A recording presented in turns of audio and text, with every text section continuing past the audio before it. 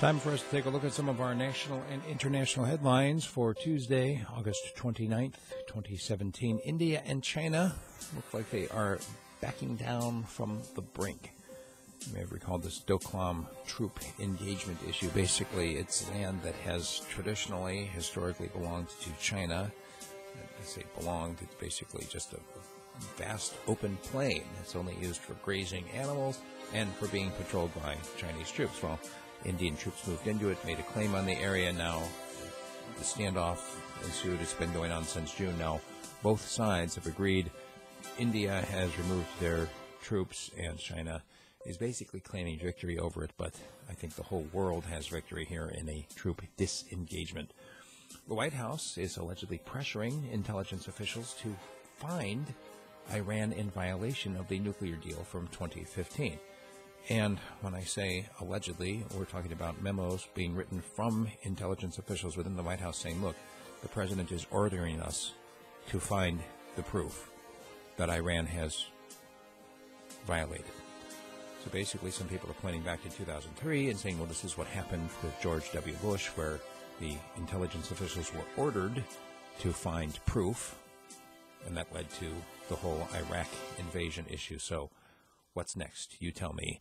As we look at what happened in India, the Dera chief, Ram Rahim, has now received 20 years in jail for raping one of his followers. Police were concerned about the possibility of unrest and actually were given a shoot-on-sight order in case of trouble.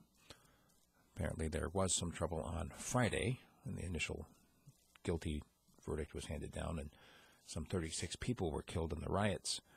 But they backed down over the weekend. And so at this point, as of Monday, with the announcement of the 20 years, no word yet on increased trouble. Who knows? There might be.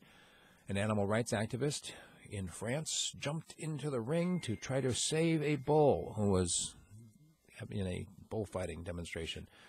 He got gored by the bull.